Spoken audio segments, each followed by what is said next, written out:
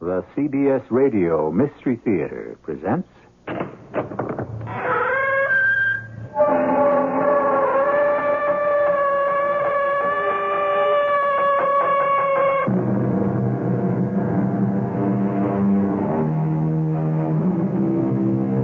Come in.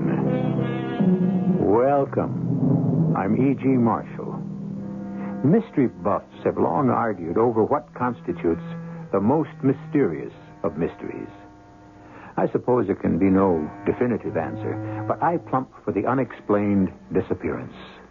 Certainly the question surrounding the how, why, and where of the missing person never ceases to intrigue. For instance, even today, people wonder what happened to Judge Crater, the New York jurist who vanished without a trace more than 30 years ago. I've had it with you, Mr. Smith, or whatever your name is. I'm going to the police, the FBI, and everyone else I can think of. You've already been to the police, and it didn't do you much good. How the devil did you know that? That's beside the point. All you have to do... All I have to do is find the girl I love, and come hell or high water, that's just what I'm going to do.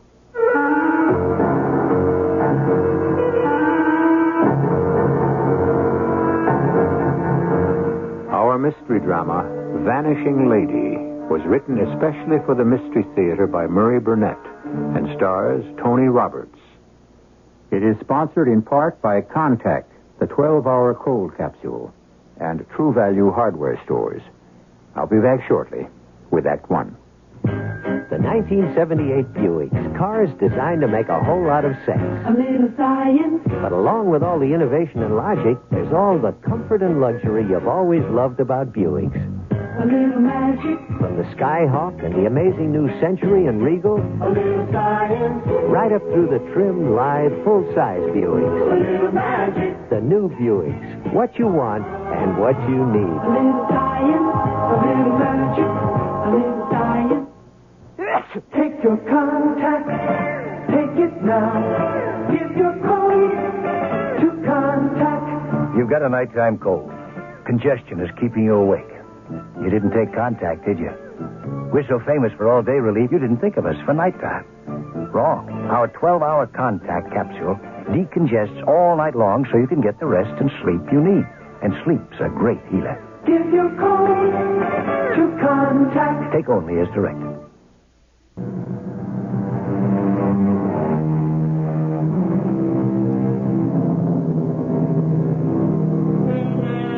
Almost everyone loves the hocus pocus that's the stock in trade of a good magician. We're delighted with his feats of legerdemain and applaud happily when he demonstrates his skill with now you see it, now you don't, and the object vanishes.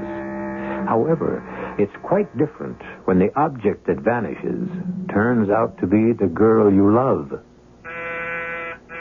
Hey, Lois. Hey, when I proposed to you, I didn't know you were hard of hearing. Come on, open the door. Funny.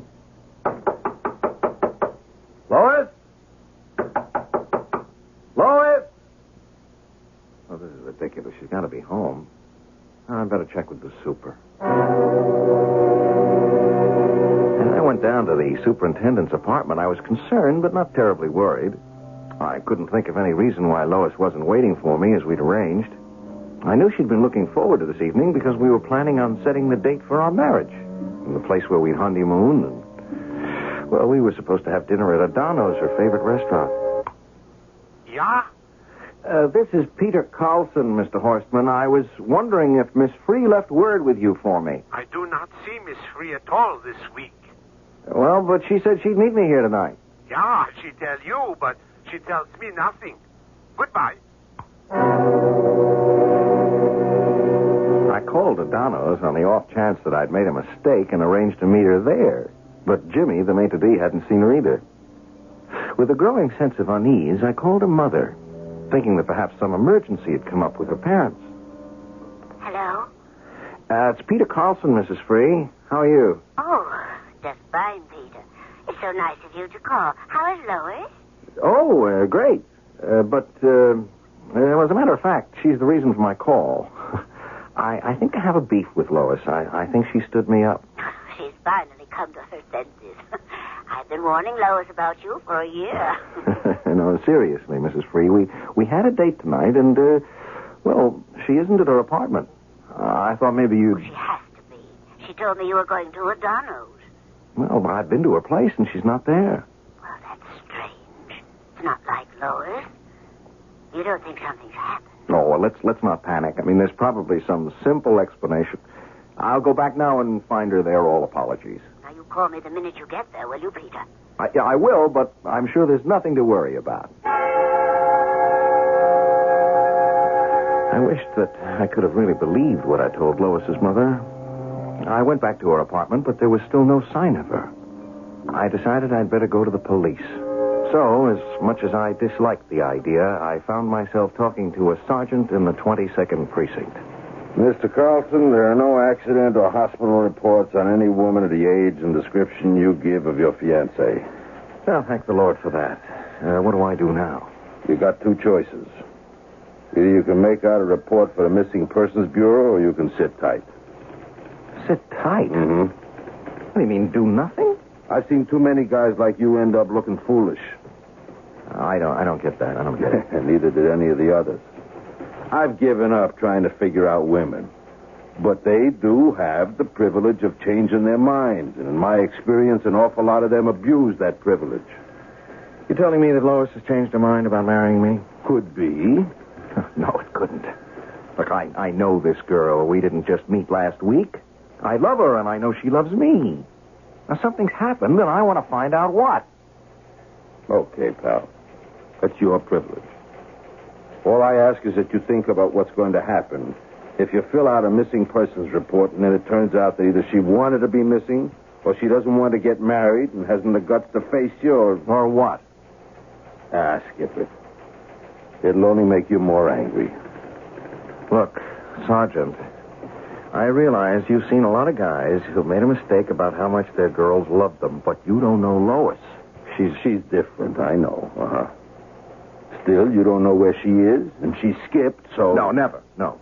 She'd never leave her goldfish to die. Goldfish? That's a new one. What a goldfish got to do with it? Well, I forgot to tell you. She has a beautiful and an expensive aquarium in her living room. It's filled with fish who have to be fed to stay alive. Now, no matter how she felt about me, she'd never forget the goldfish. Yeah. Look, pal, you got a problem. Make up your mind what you want to do, and do it. I've got other things to do. That was Friday night. On Saturday, Lois was still missing. I had my hands full trying to calm Mrs. Free and Lois's father, and I went back to the police precinct and reported her missing. Well, then there was nothing for me to do but go home and wait for the phone to ring. I was sure it wouldn't, but I was wrong. Hello, Lois? Oh, no, Peter, I'm sorry. Oh, Mrs. Free. How are you? Just fine, thank you. You're fine? I've heard from Lois. She's all right. Well, where is she? Why didn't she call me? She didn't? Oh, my, that's strange. I got the impression that you knew something I didn't know. Mrs. Free, at this point, I don't know what's going on. I haven't heard a word. What did she say? Well, but she's all right, and not to worry. Did she say when she'd be home? Not definitely. But she said soon. And you were satisfied with that? Peter, I called because I wanted you to stop worrying. Please believe me, Lois is fine. Well, it's great news, Mrs. Free. You tell me Lois is fine, and you're fine, but I'm not. That's why I called, to reassure you. Don't you believe me? I'll tell you what I believe, Mrs. Free. There is something going on that I don't know about. And nothing is going to stop me from finding out. I spent the rest of Saturday night thinking and decided to pay another visit to the police precinct and talk to the sergeant I'd spoken with the first time. Naturally, he wasn't on duty on Sunday, so I spent the rest of the day telephoning all of Lois's friends. Well, none of them had heard from her. I decided to take Monday off. Bright and early, I was back at the precinct. Good morning, Mr. Carlson. I have a report from Missing Persons.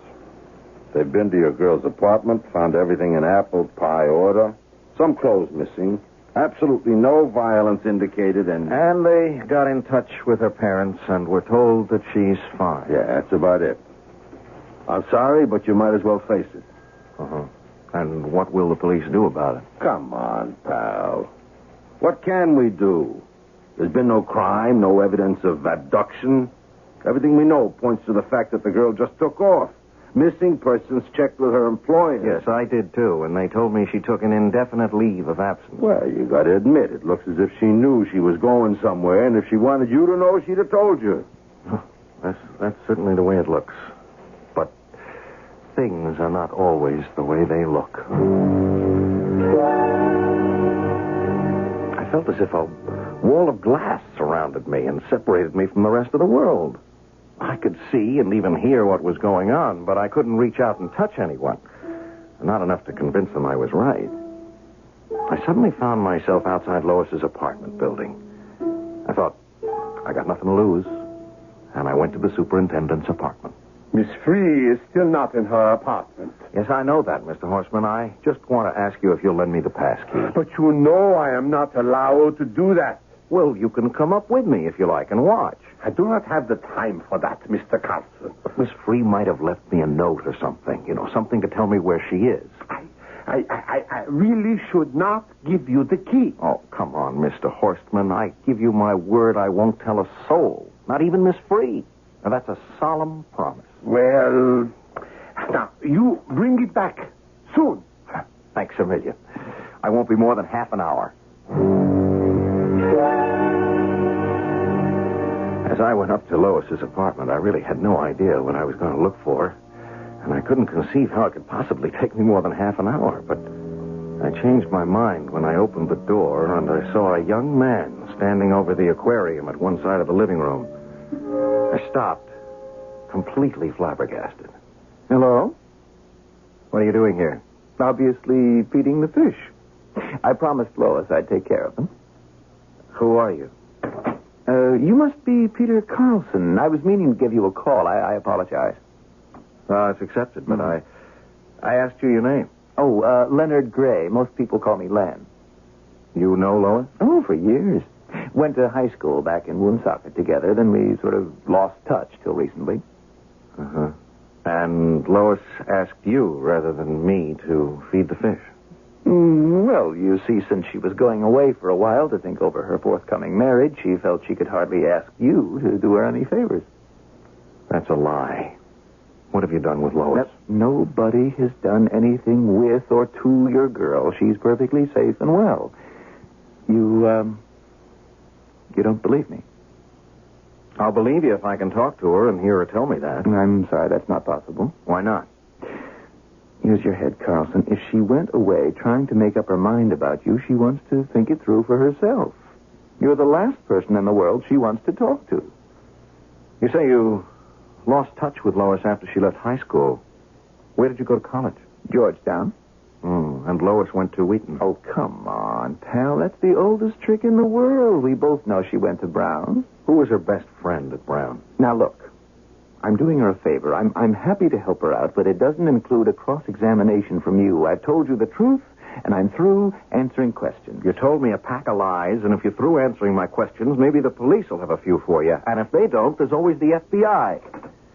And if you try to leave, you'll have a scrap on your hands. You've already been to the police. It didn't do you much good. How the devil do you know I've been to the police? Let me give you another suggestion.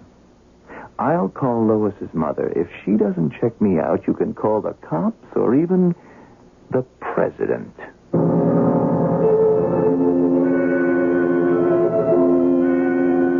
Ah, sweet mystery of life, goes the opening line of a famous old song. But in my experience, most mysteries turn sinister rather than sweet. It would most certainly appear that Peter Carlson's fiancée has gotten involved with something with sinister overtones. We'll find out more when we continue with Act 2 shortly.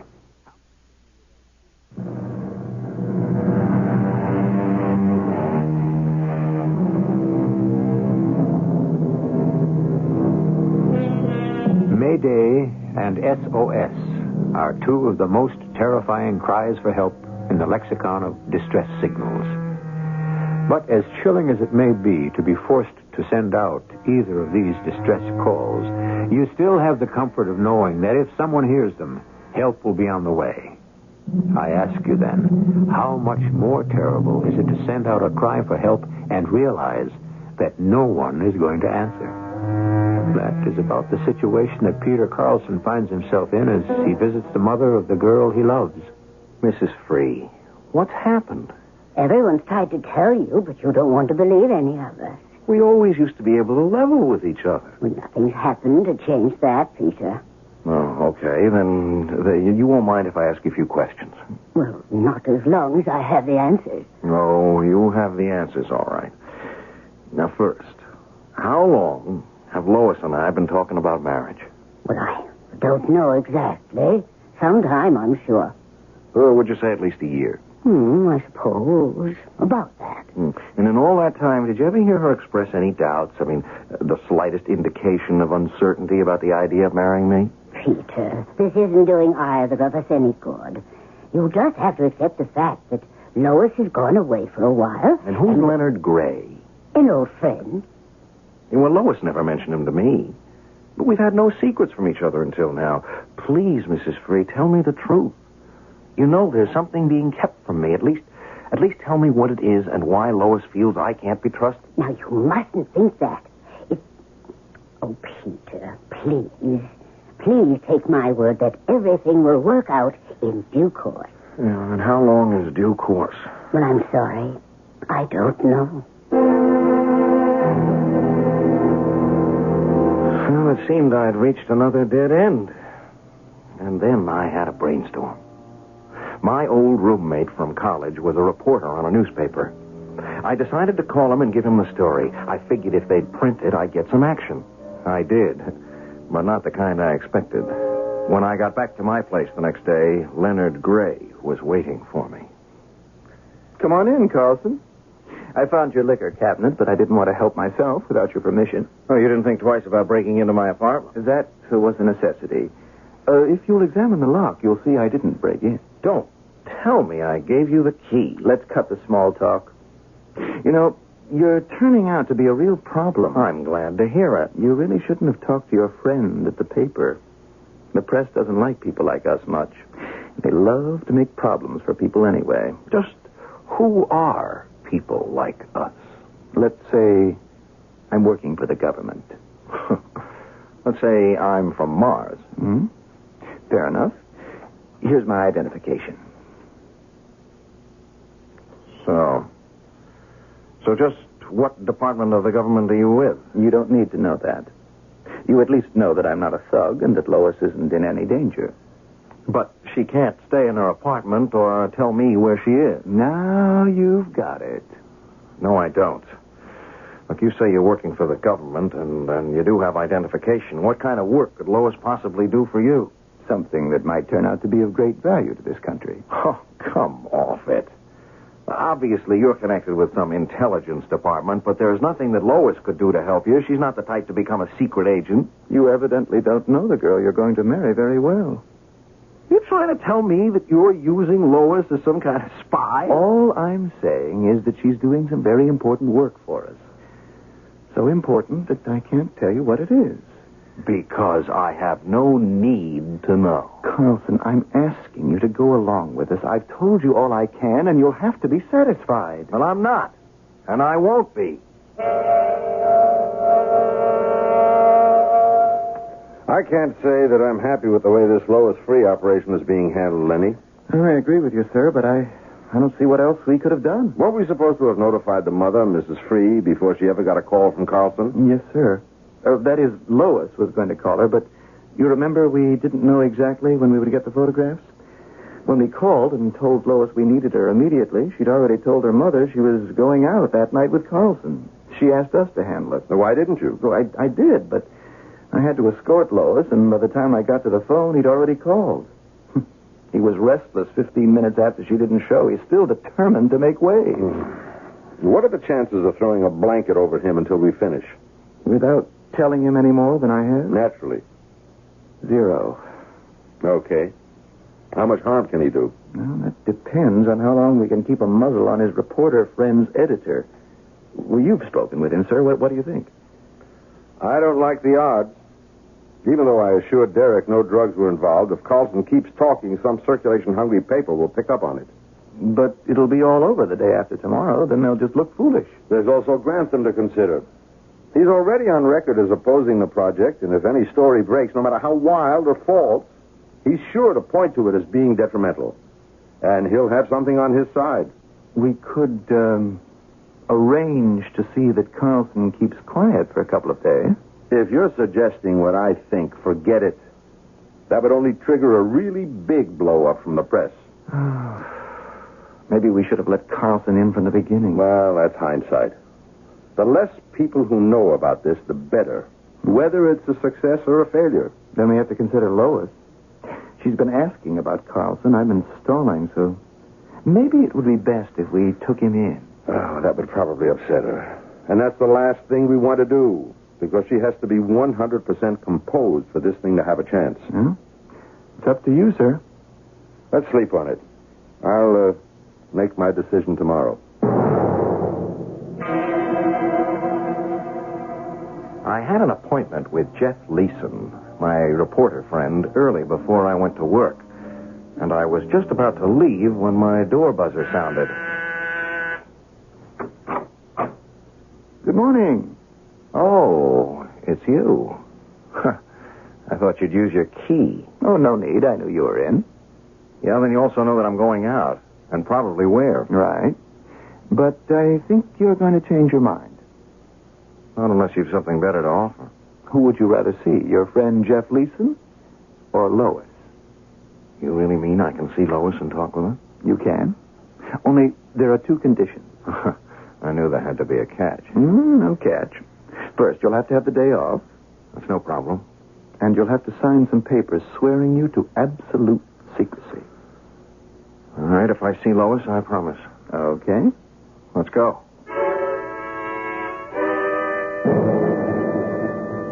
Gray had a limousine waiting downstairs. Very discreet. I don't know whether people could see in, but I surely couldn't see out, and there was a similar glass screen between me and the driver. Gray told me to make myself comfortable because we had a bit of a drive. At first, I was too excited at the thought of actually seeing Lois to do anything but think about her, and then I finally fell asleep. I don't know how long it was before Gray nudged me awake. Carlson. Carlson. Wake up. I'm up. Where are we? Almost there. Now, listen. It is very important that you don't upset Lois. Upset her? Why would her seeing me upset her? I don't know, but my boss's neck is on the block for bringing you here.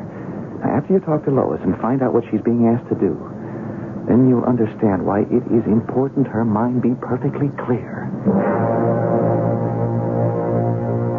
All I saw as Gray hustled me out of the car was that we were at some sort of large farmhouse. Then I was taken into an office and told to wait. After about 5 minutes, the door opened. And Gray brought Lois in.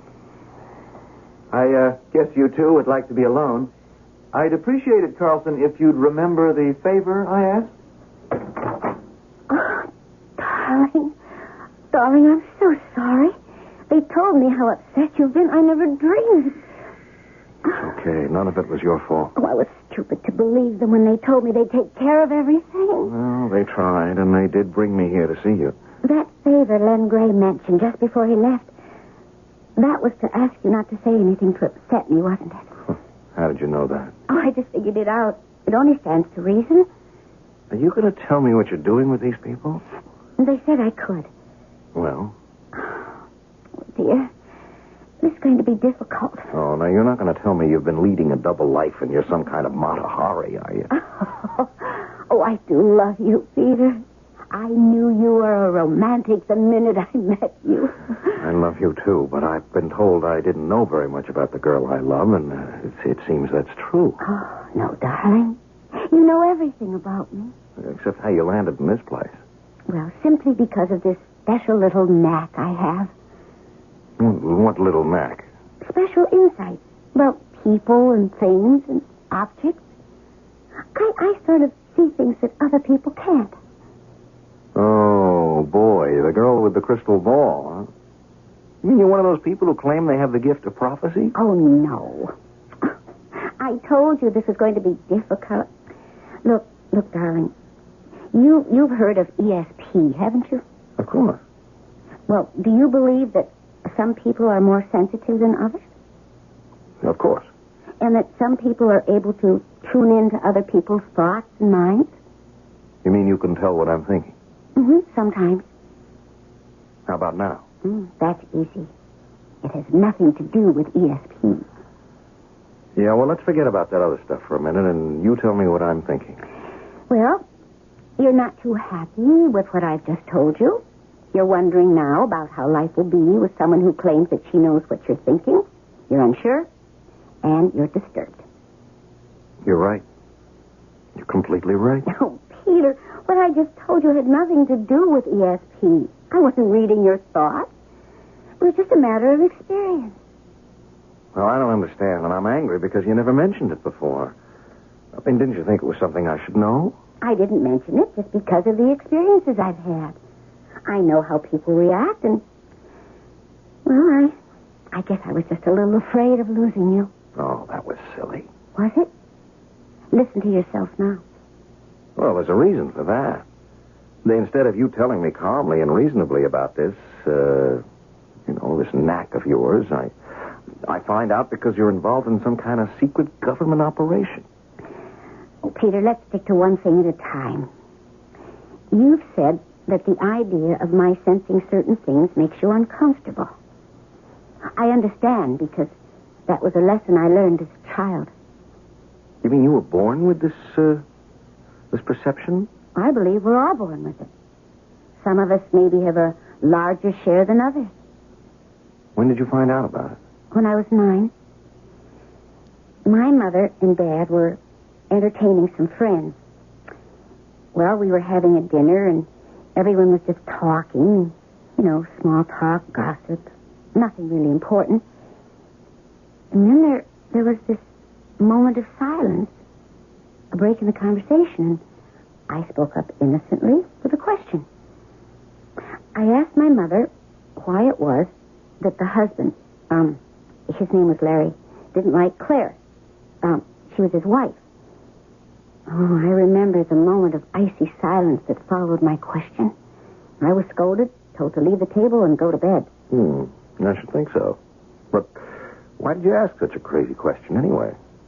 3 months later, Larry and Claire got a divorce. Wow. After a few of these embarrassing incidents, I learned that this gift wasn't appreciated.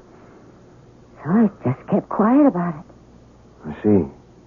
Yeah, but how did you get here? I mean, with the government. They think they can use this gift of mine to help them find out things they need to know. Things that other governments want to keep secret. I don't think that anyone would find living with someone who knew your every secret thought a pleasant or even tolerable situation. However, it's been said that love conquers all obstacles, and perhaps if your wife or husband only knew what you were thinking some of the time, it might work out. That is, if your mate picked the right times. We'll be back shortly with a final act. Introducing the astounding new mid-size Buick Regal. A little science. Trimmer than last year's coupe outside, but inside there's more headroom, more legroom, more trunk A room. little magic. With the wizardry of a turbocharged sport coupe A little science. and the luxury and elegance you've always loved about A Buick. little magic. Regal, a down-to-earth dream car at your Buick A dealer. little science. A little magic. A little science.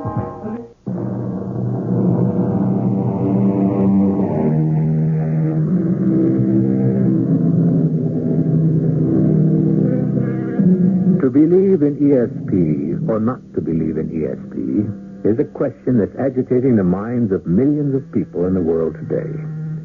The idea that certain people have developed powers of perception is well accepted. There is solid evidence to prove that spy masters have been doing a good deal of research in the use of just such people. But how would they be used? That's the question that troubled Peter Carlson put to his fiancée, Lois Free. I think I could get used to the idea that you have some sort of extrasensory perception, but I'm still baffled by what you're doing here in this secret government operation. Surely they don't expect you to read the minds of various heads of states of other countries. Of course not. You see, I wasn't exactly telling the truth when I said that I kept this gift hidden after I found out how people reacted. Well, this has really turned out to be a day for revelation. When I went to Brown University, my roommate and I were complete strangers. We knew we had to get along, so I offered to help her unpack. And while we were putting some of her things away, I picked up a brooch from her jewelry case, found myself saying, "I'm sorry your mother died when you were so young, but it's nice the way your father and you handled it." And you got all that just from handling her brooch? It was her mother's. She was astonished. And then at parties, I found that it was a great game to play. Helen, my roommate, wanted me to show off, and I enjoyed it until I struck a couple of bad ones. Things that really bothered me. And I didn't know what to say. People pressed me, and it was then I decided to give it all up. Well, how did these people find out about you? From Helen. She works here in Washington. Well, what do they expect from you? I mean, how are you going to help them? I don't know that I can. But if you've been reading the papers, you must have noticed that there's been a lot of experiments conducted by almost all nations with ESP, trying to use it on people and intelligence. Yes, I vaguely remember something of the sort, and if I knew then what I know now about you, I'd have read it more carefully. Well, about 6 months ago, Len Gray called me. He told me that Helen had given him my name. He asked me to go down to Washington and take a test. And that's when you told me the company was sending you to the coast for a few days. And he also made me promise not to tell anybody. Evidently you passed. Well, they didn't say anything right away. There were about a dozen of us. They just thanked each of us and said we could go back home. Honestly, Peter, I forgot all about it until a few weeks ago when Len called and said that I was one of the 3 people they wanted to continue testing. You mean this is something I'm going to have to live with for the rest of my life? I mean that they'll call you up and suddenly you'll disappear? Oh, no. I really don't know what's going to happen because, you see, Len's boss and another important man in the department don't see eye to eye about this. All I know is that tomorrow is very important. They want me to look at some pictures they've just gotten. Well, if they've got pictures, then why do they need you? Oh, Peter, darling, I told you everything I know.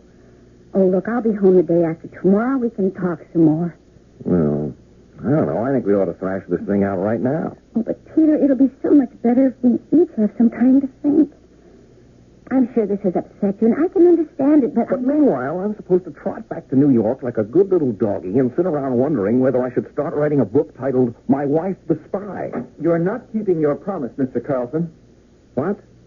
What are you talking about? You agreed you wouldn't say anything to upset her, remember? Sure, but how did you know You've had us bugged. You've been listening. They had me driven back to New York, and by the time I got to my apartment, I'd calmed down a little while. I was still angry that they'd bugged our conversation, but I was more concerned about Lois and what she was going to do tomorrow. I wondered just how it worked, and in my mind, I tried to picture the scene. All right, Bill. I'm here. Where'd you start before me? We thought we'd all better get our signals straight before we have her brought in, Grantham. Bill, I told you when you started this ESP hocus pocus what I thought of it. And if you can prove to me that it works, that the information obtained can be trusted, I'm with you all the way. But until then, I'll stick to my own opinion. This is a whole new area in our intelligence, and it's very delicate. Now, look, I have a 2 o'clock appointment. If you're going to lecture We me... know the Russians have been experimenting for a long time, And so far, they've come up with zilch. Well, we're not absolutely sure, Grantham. If there is anything to it, it depends entirely upon the impressions on the mind of the subject we're using. I know. And all I'm asking is that you don't do anything to disturb her thought processes. You know, I can't help thinking of those phony seances they show in the movies on TV where the medium says she can't get through because there's someone in the room who doesn't believe. All we ask is for you to keep your skepticism within bounds. Miss Free already knows you don't believe. Does that mean I'm not to ask her any questions? No, not at all. Just try to keep them neutral. Seeking for information. Don't adopt an adversary position. Okay. Put the photographs on the table and bring her along. Now, Lois, you already know Mr. Grantham. Now, here's what we want you to do. First, sit down and make yourself comfortable at that table where those pictures are. Thank you. Now, would it bother you if we sat around the table with you? Or would you prefer that we leave you alone with the photos? Either way is fine with me. Well, then why don't we all sit at the table? Go ahead, Bill. Now, these photographs were taken at very high altitudes. And as you can see, they show a variety of irregular patterns and elevations, nothing very distinctive. We would like you to pick them up, feel them, do anything you want, and just give us your impressions, what you see in your mind's eye. I understand. Oh, there are quite a few of them. Mm-hmm. Is there any particular one you'd like me to begin with? Well, why not the one that says the most to you, Miss Free? All right.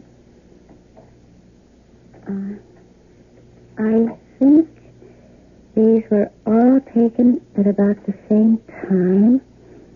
Even though they appear different, they're all of the same place. As anyone can tell just by looking at But them. she's not looking at them, Grantham. She's just touching them. Her eyes are closed. I see machinery. Quite a lot of machinery. And tunnels. No, not tunnels. Well, more like underground passages. And lights. And machinery. Sorry if I don't seem to be making any sense. Do you have any idea what kind of machinery, Lois? Let me see. Oh, definitely some very large things. Computers. Yes, computers. But there are other things. I feel a lot of activity. Men, women, working on papers. You, see something funny? I'm sorry. It's silly. But I see a lot of letters, like a crazy mixed-up alphabet. Do you see the letters clearly enough to spell them out? Some of them. Can we hear them? I can't be quite sure, but this is the way they shape up in my mind.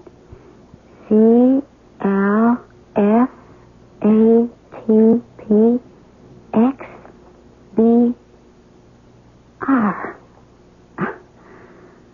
I'm afraid that's all I get for now.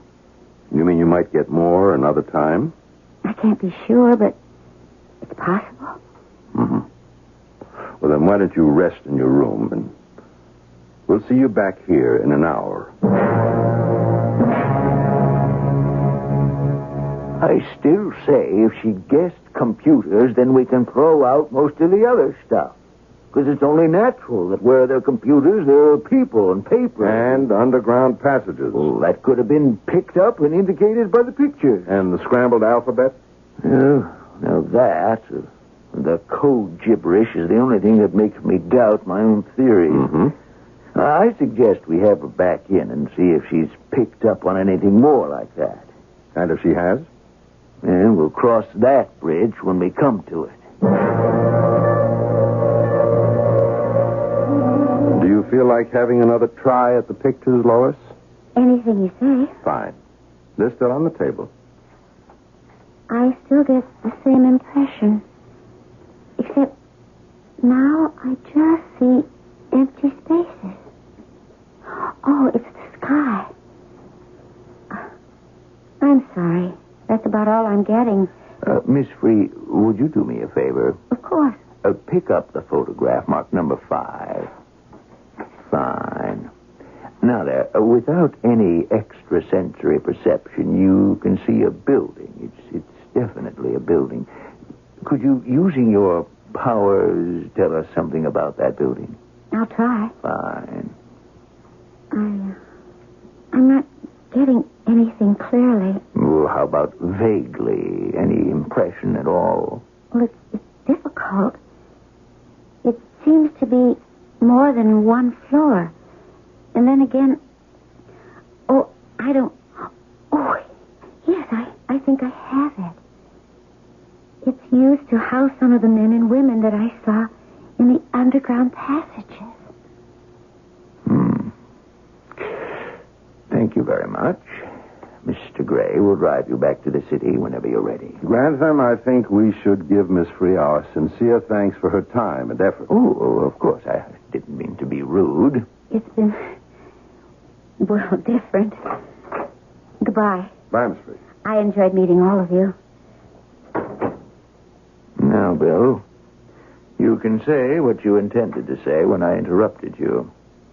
All I ask is, do you think we cut it off a trifle too soon? No way. We were all out in cuckoo land till she said that building was used to house personnel. That's one fact we know. That building is an old, unused barn. What do you mean they threw you out? Well, that's a little bit of an exaggeration. But I must say, I felt I was given the most gentlemanly bum's rush in history.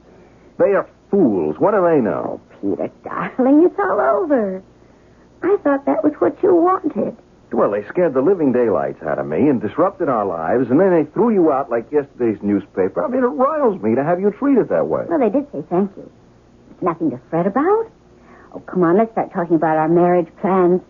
Unless you've changed your mind. No, not on your life. No, I'd rather be married to you with or without ESP than any other girl in the whole world. Oh, Peter, that's the most wonderful thing you ever said to me. Oh, you ain't heard nothing yet. Hey, when do we go on our honeymoon? Hey, that reminds me. Look, I know we can't have a cat because of your fish, but I do insist on maybe a very large dog. Of course, I love them. Peter, that's it. You clued me in. On what?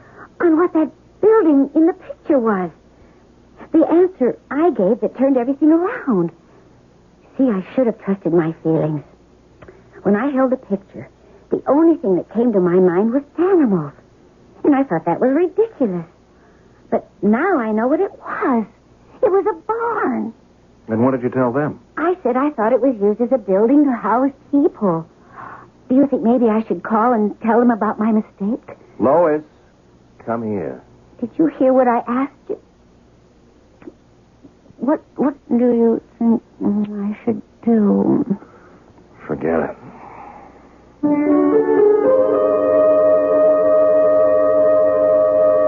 It occurs to me that if there really is something to the theory of being able to use people with extrasensory perception to ferret out intelligence secrets without having to leave their own country on dangerous missions, whatever will happen to people like James Bond?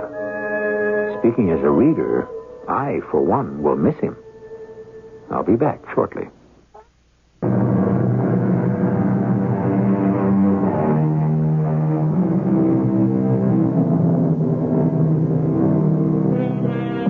Most of us have heard about the experiments in ESP being conducted at Duke University by Professor Ryan, but perhaps you all aren't up to date on the latest results of tests done with decks of cards and the success of people in naming the card that's to come up next. Just to keep you abreast of those things, let me tell you that the persons tested who were supposed to have ESP came out a shade better than the law of chance. Our cast included Tony Roberts, Evie Juster, Russell Horton, and Nat Polen. The entire production was under the direction of Hyman Brown. This is E.G. Marshall inviting you to return to our Mystery Theater for another adventure in the macabre. Until next time, pleasant dreams.